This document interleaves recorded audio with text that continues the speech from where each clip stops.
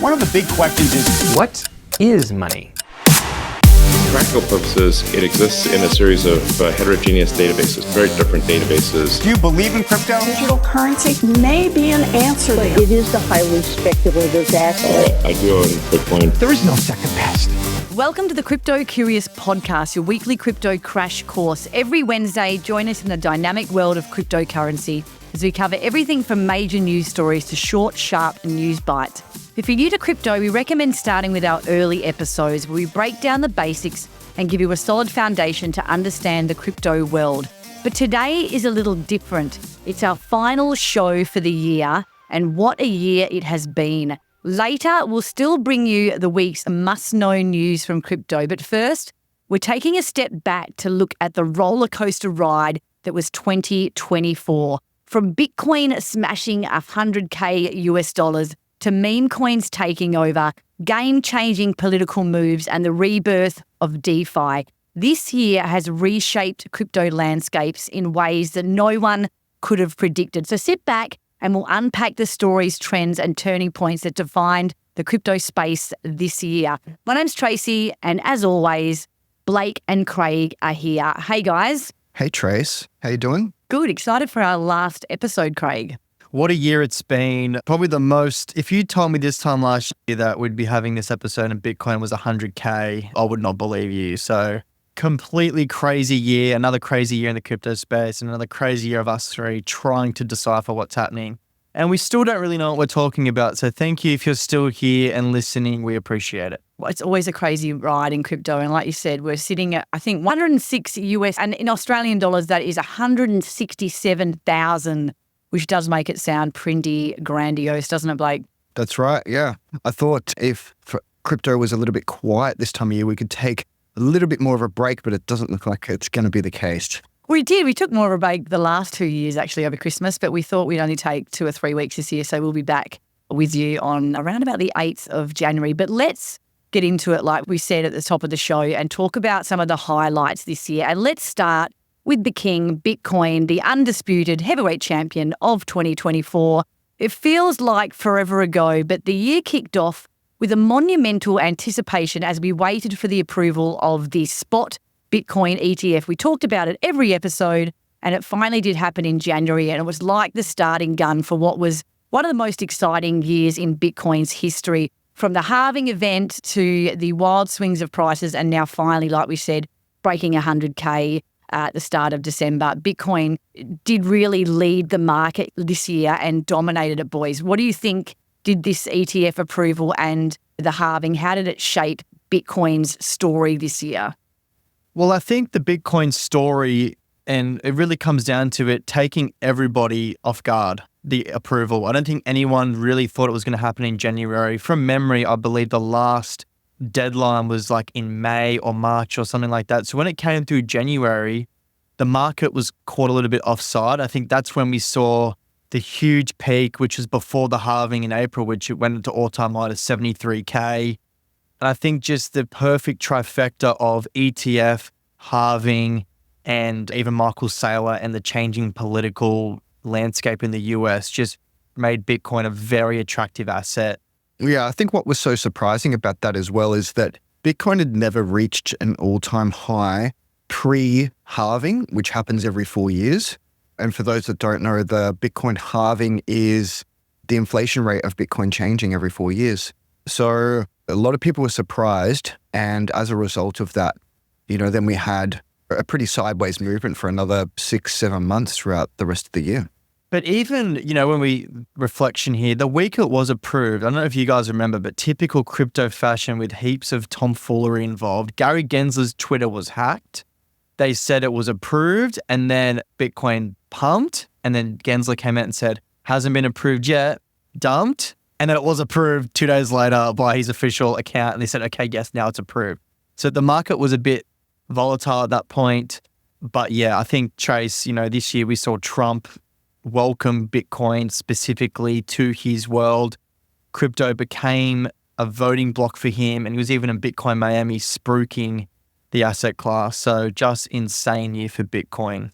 I think, like you said, the Bitcoin journey does show us just how interconnected the market is with those global events. And I think institutional adoption, political winds of change, we're close to closing out 2024 with Bitcoin sitting very comfortably at this 100K mark. And it's safe to say that we really are now comfortably looking at Bitcoin as digital gold, I feel. But look, you just touched on that then with Trump and the political side of things. So let's move on now to our second story, guys. This year, crypto really did find itself at the heart of American politics like never before. And you just mentioned then Trump talking about crypto at, I think it was Bitcoin Miami. And literally a few months before that in February, he was saying there's only one currency and that's the USD. So very early last year in January, he was almost anti-crypto and he did flip pretty quickly. So there was a $300 million lobby to spruik crypto. And this really did shape the industry and the future of US regulation.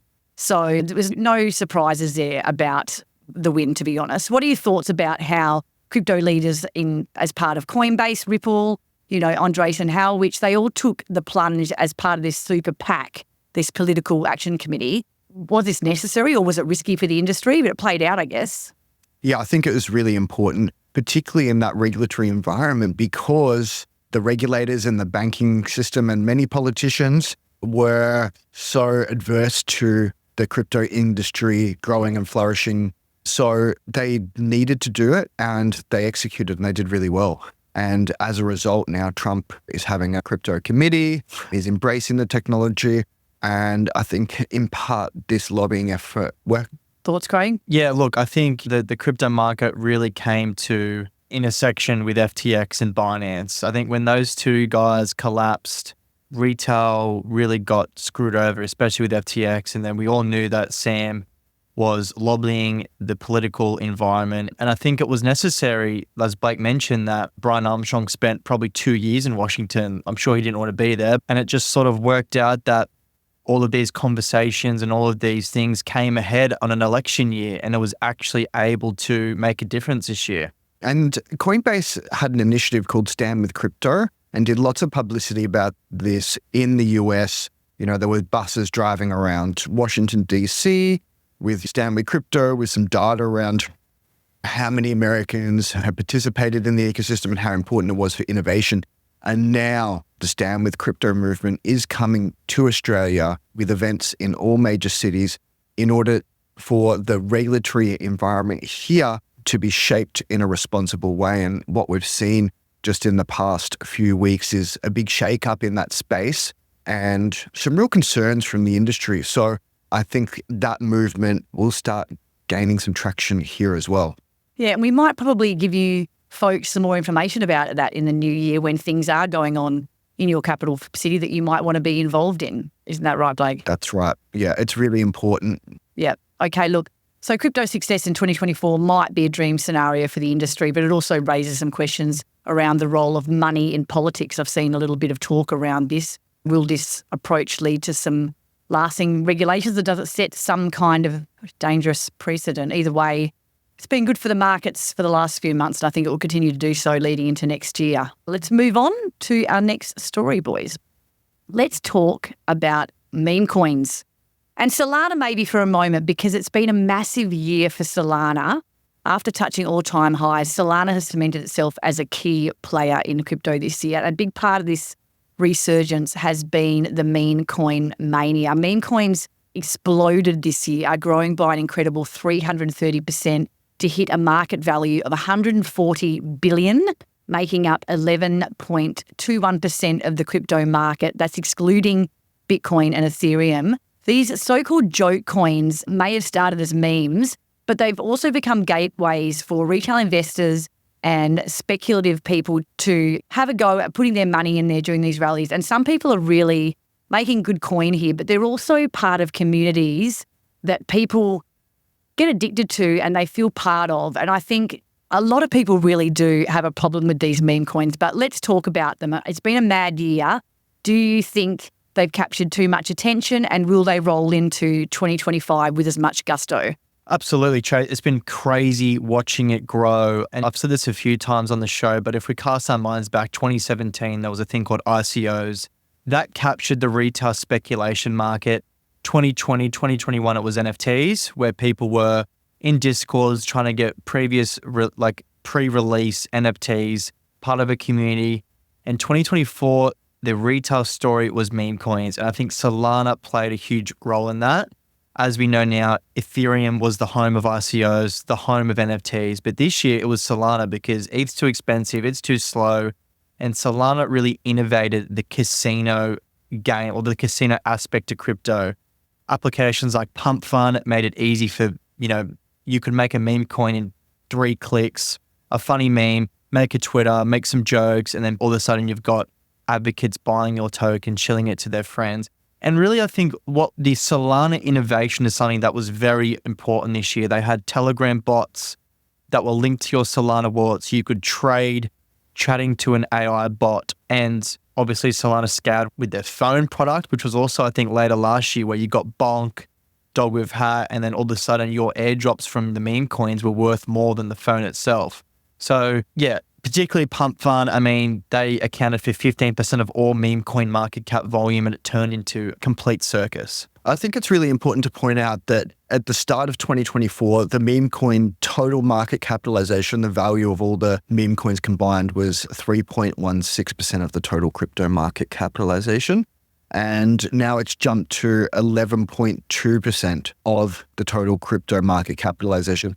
Now, this is a massive move. However, I might just point out that just means that 90% of the value within the crypto ecosystem is held by real projects doing real things, trying to create value and, the future of the internet.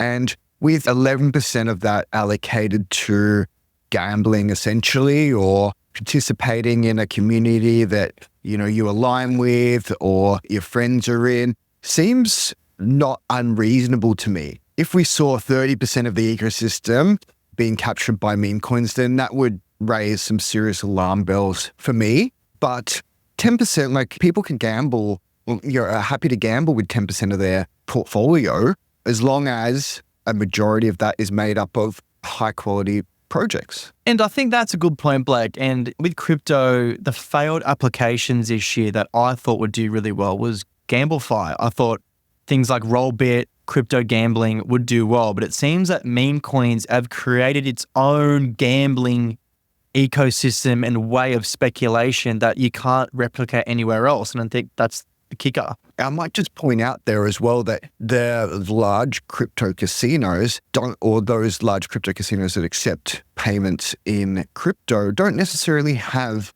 their own token. So that value could be captured off-chain as opposed to on some of these tokens. And I talked before about Solana obviously being a hub for these meme coins and have done really well out of it. But obviously they've all got their own, each layer seems to have their own meme coin now, or a couple now. So it's not just Solana that's doing well from these. And we got some data here to show that around 60,000 new meme coins are being launched daily. Is that right? That's incredible. Yeah, that's Pump Fun. That's incredible. And I think it really just goes to show how hard it is to be successful in this space, 200 of those actually make it through to Radium. So most of those go. And what's Radium, Trace? Do you want to explain? Yeah. So when you launch a coin on Pump Fund, when you reach a certain amount of volume, which is around $90,000, you then graduate to Radium, which is a decentralized exchange where others can then trade your coin. And like I mentioned, out of those, most of those are actually duplicates too. Someone will launch one, someone thinks it looks good, then someone will copy it, and there's about 5 or 6 of them, and most of them go to zero, and around 200 a day then go to Radium. And of those, maybe only 1 or 2 are successful. And just on Solana, I think, a few years ago in the bear market, Solana was completely associated with FTX. And now no one thinks that those two are together anymore. They've completely distanced themselves. They've rebranded into this new, shiny L1 casino. And now even real-time applications are being put on Solana, like DePIN assets, DeFi. So I think Solana is going to keep graduating and keep moving forward. And I've been speaking to some developers as well, and they said that they've moved across to Solana because they've found it so easy to develop on. And I was looking at some data just the other day, and developer activity on Solana is peaking, which is a really great fundamental metric that you can look at to understand, potentially what the future looks like, because these developers are essentially creating value for the blockchain. That's good. Let's move on to our next segment now. And as we do wrap up an epic year, it's time to look ahead to 2025. And the experts out there are calling for some pretty big milestones. Bitcoin anywhere between 150 to 250K. Actually, there's been some much wilder predictions than that, to be honest. And Ethereum between 6,000 to 10,000. And I'm talking USD here. And record highs for Solana, that you just spoke about, and many of the other major altcoins. There's talk of stablecoin assets that are projected to double to 400 billion as US legislation moves forward. And there's even talk of Coinbase joining the S&P 500. But we're not here to play it safe, are we, boys? Let's talk about having a bit of fun here and bringing up some bold predictions from each of us, 3 in fact. And they may not be plausible because it's a bit of fun here. So we'll revisit this. So we're just going to give 3 out there predictions from each of us about what we think might happen next year. And we'll have a look at this time next year. So who wants to go? All right, I'll kick off, guys. I think my first prediction, which isn't bold, but I think it's quite bold, is we do see more ETFs launched in 2025. I think the Ethereum staking ETF will be launched, and I think at least one more asset will be approved. Now, if I had to guess, I would say Solana, Litecoin, even Ripple's in the conversation. I think we see at least one more asset approved, maybe at the end of 2025. But I think the institutions, after seeing the success of Bitcoin and Ethereum last year, they're going to want to get their hands on some more assets. So that's my first one. Yeah, I'm going to make a couple predictions. Firstly, Bitcoin, particularly if the Bitcoin Strategic Reserve is created. But regardless of that, we're seeing states and other nation states and counties all look to Bitcoin to allocate a portion of their treasuries to Bitcoin. And I think this cycle we could hit 250,000 US dollars. Now, secondly, I think that Ethereum is going to go much higher than everyone thinks. My thesis here is that there's better technology being created every day with new modular blockchains, new Ethereum killers, new layer 2s, all sorts of things. Blake, I will say Ethereum at 16K, that's a $2 trillion market cap. But also, if it gets there, there'll be massive amounts of burning as well. So yeah, I think Ethereum could reach 16,000 US dollars per coin. And the reason that I say this is that there's always new technology being created that is better than the previous generation. We're going to see blockchains, layer 1 blockchains similar to Ethereum that are higher throughput, that are faster, cheaper, and everything. However, what people don't often consider is being first to market. Bitcoin's technology isn't that great anymore compared to many of the other chains, but because it was first to market, it's always led the pack. Similarly, because Ethereum was the first smart contracting platform to get serious traction, it will be very, very hard to displace that. It won't always attract the larger sums of capital because it's proven the test of time from a security point of view, has more developer tools and a much larger ecosystem than many of its peers. And I think many people are underestimating the growth potential of Ethereum, particularly, Craig, like you said, if your yielding ETF is listed. Okay, I'll also do my Bitcoin Ethereum predictions as well. Mine, not so surprising now, but my big prediction was Bitcoin hitting 250K. Me and Blake are thinking the same there because I actually think more around the 120, 130. But if things go huge, 250, which would be amazing. And we're talking USD here, so that's pretty big. But I also thought Ethereum could hit 10K, which doesn't sound so big now after Blake saying he's 16. But mine also was, again, because of institutional staking and some growth around DeFi. But I still feel that we're so far off that 10K still feels big for next year. But I feel that it's not getting the love that it needs right now, but it will come from those institutions who will feel safer with Ethereum. I like that, Trace. And I think that flows on to my second prediction, which is this long-awaited DeFi fee switch that has been in conversation, which feels like forever now, at least 3 years, turns on due to improved regulatory clarity for these guys like Uniswap, Aave, And I think the old DeFi coins like Uniswap hit all-time high again. Their all-time high is $50. Now it's around 17. I think the Ethereum DeFi Dino coins, as they're called, come back in a big way. And I think they all do quite well next year. What next for you, Blake? Yeah, that's right. I think that Bitcoin DeFi is only in its infancy and has the potential to be bigger than Ethereum DeFi. And the reason for that is that the market cap of Bitcoin at the moment is $2 trillion US dollars. People sitting on their Bitcoin want to derive value from their Bitcoin savings. And with Bitcoin DeFi, that'll unlock a lot of that potential.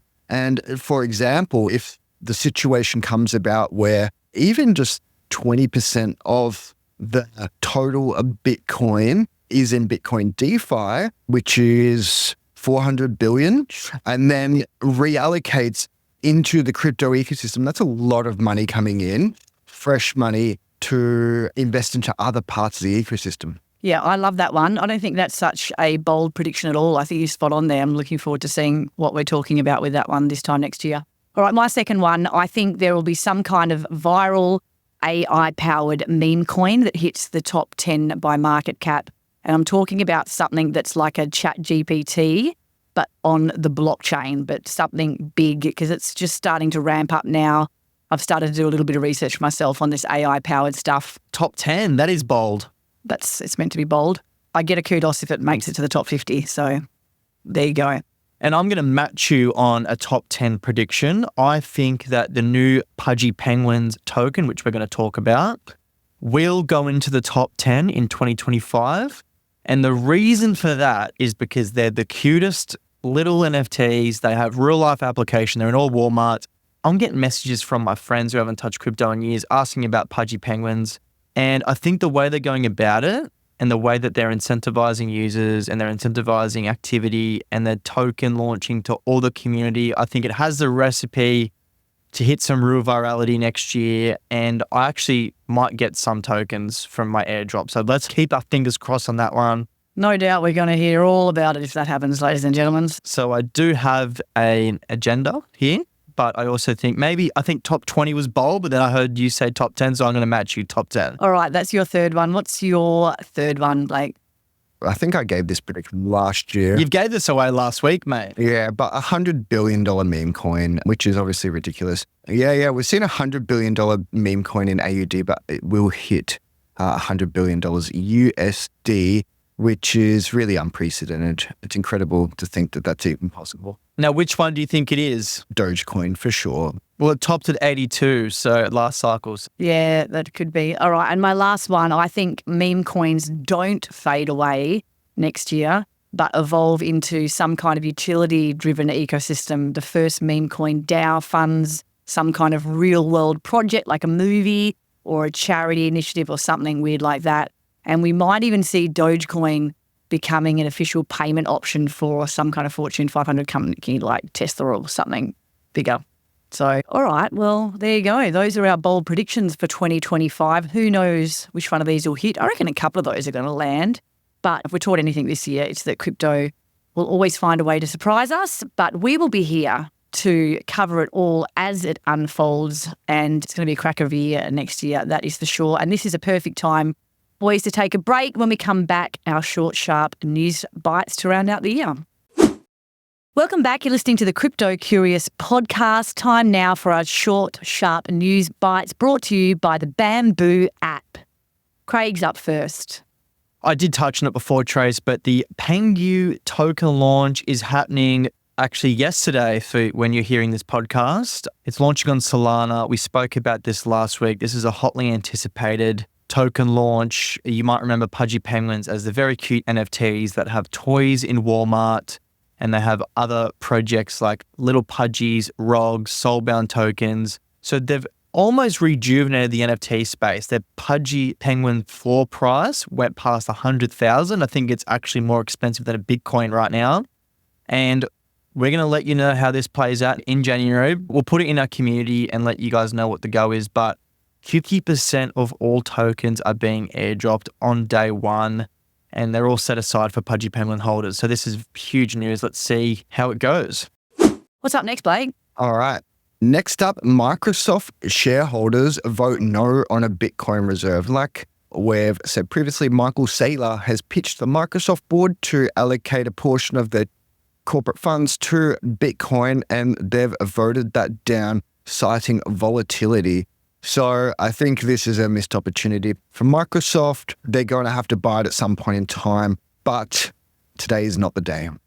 All right. OpenSea Foundation are registered in the Cayman Islands. The OpenSea group is the ones you will remember. A lot of people were buying all their NFTs through here. This sent a lot of excitement. Everyone thinking that they might be getting a token airdrop because they've spent a lot of time on OpenSea. So this is a Cayman Island foundation, could pave the way for centralized initiatives and obviously a token launch. So the greater community is very excited, and we'll see what happens there with OpenSeas. Awesome. And another one just on the Michael Saylor chat. MicroStrategy enters the NASDAQ 100, which expose this stock to millions of investors and billions in passive investment flows. Your super probably has a little bit of NASDAQ 100 in there. So that means they're going to be buying a little bit of MicroStrategy. It's ranked 40th with a $92 billion market cap and a 0.4% weighting. And we also mentioned before that we could see Coinbase joining that next year. They're at an $80 billion market cap. So very exciting news for the Michael Saylor lovers of the world. That's right. And I think we heard some reports that Michael Saylor's purchased another $1.5 billion worth of Bitcoin at a price of $105,000 US. And I think it's really important to point out here, we often get friends and family saying, am I too late? Am I going to buy the top? However, we have a great quote from here from Michael Saylor saying that he will be buying the top forever. Because if you're dollar cost averaging into crypto, it doesn't matter what price you buy at. The thesis is that supply is going down and demand is going up. And on that, Blake, at the crypto conference, we met a crypto curious OG listener. He heard us in our first episode, which was $60,000 Bitcoin. He started his dollar cost averaging from then, which was at the time very expensive Bitcoin. He kept to it. He didn't waver. He dollar cost averaged every week, and now he's done. I think that is a perfect way to end the show with an DCA and chill. Saylor buying at 105K, and he bought, what do you say, Blake? $1.5 billion US. And he will be buying another, what do you say? He wants to buy another $40 billion. So it doesn't matter. Yeah, you're not too late. So if you get any questions over the Christmas break, you know what to say. You're never too late. We're still early. And there you go, folks. That is our last episode for the year. A huge thank you to all of our listeners, both old and new, for joining us this year.